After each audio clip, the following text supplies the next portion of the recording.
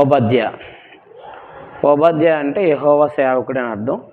క్రీస్తు పూర్వం 586లో ఈయన పనిచేశారు. ముఖ్య వచనము 15వ వచనము. ముఖ్య ఉద్దేశము, ఎదోము తన గర్వంతో యూదులు చేసిన ద్రోహాన్ని బట్టి శిక్షించబడినని తెలియజేశాడు. ఎదోమీయులు, ఓబద్య ఎదోమీయులకి సందేశాన్ని ప్రకటించాడు. ఏంటనంటే వారు బహుగర్వం, అంటే కొండల మీద ఉన్నందువల్ల బహుగర్వంతో వాళ్ళని ఎవరు ఏం చేయలేరని చెప్పేసి వాళ్ళ హృదయ గర్వాన్ని బట్టి ఏం చేయలేరని చెప్పడం జరిగింది. చెప్పేసి వాళ్ళ గర్వంతో ఉన్నారు.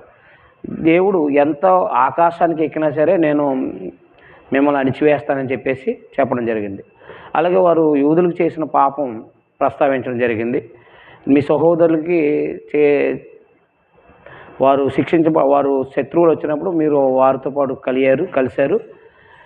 అలాగే మీరు వారి శ్రమను బట్టి సంతోషించారు. అందువల్ల మీరు శిక్షించబోతున్నారని చెప్పేసి చెప్పడం జరిగిందనమాట. అందువల్ల దేవుని ప్రజలుగా మనం గుర్తుపెట్టుకోవాల్సిన విషయం ఇది. ఎదోమీయులు అంటే యాసావు సంతానం అనమాట, గుర్తుపెట్టుకోండి. వారు చేసిన పాపాన్ని బట్టి లేకపోతే వారి హృదయ గర్వాన్ని బట్టి దేవుడు దీన్ని చేస్తా అన్నాడు. అందువల్ల మన సహోదరులు ఎవరైనా ఆపదలో ఉన్నప్పుడు మనం సంతోషించకూడదు. మన సహోదరులు శ్రమను చూసి సంతోషించకూడదు.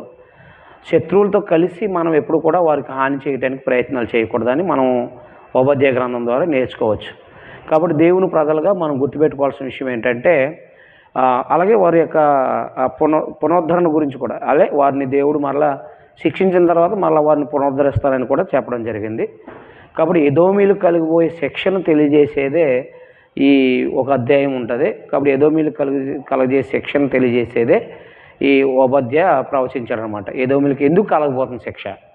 ఉదయ గర్వం, తర్వాత సహోదరుల పట్ల తమ శత్రువులతో కలవటం, తెలిసి కీడు చేయటం, అలాగే సహోదరుల యొక్క శ్రమానుభవాన్ని చూసి ఆనందించడం. ఇవే కారణాలు. మనం కూడా అలాంటి పరిస్థితులకు వెళ్లకుండా జాగ్రత్త పడవచ్చు. ప్రవక్తల గ్రంథాల ద్వారా మనం ఎన్నో విషయాలు నేర్చుకోవచ్చు. మనం చేసే తప్పుల్ని మనం సరిచేసుకుని బ్రతకడానికి అవకాశం ఉంటుంది. అందువల్ల మనకు హెచ్చరికలు, మన యొక్క హెచ్చరికలు జరుగుతున్నాయంటే మనం మార్చుకోవాలన్నమాట. హృదయ గర్వం అనేది సంఘంలో క్రైస్తవుడికి ఎవరికీ పనికిరాదు. ఒకవేళ హృదయ గర్వం అనేది ఉండే, కుల గర్వం అన్నా ధన గర్వం అన్నా క్రైస్తవుడిగా పనికిరాడు. తర్వాత ఉన్నతమైన స్థితి నుంచి పడిపోతాడు, అంటే దేవుడు అనుగ్రహించిన ఉన్నతమైన స్థితి నుంచి పడిపోతాడు. కాబట్టి ఓబద్య గ్రంథం ద్వారా నేర్చుకునేది ఏంటంటే, హృదయ గర్వం అనేది మనల్ని మనం దించేసేదే, మనల్ని పాడు చేసేదే హృదయ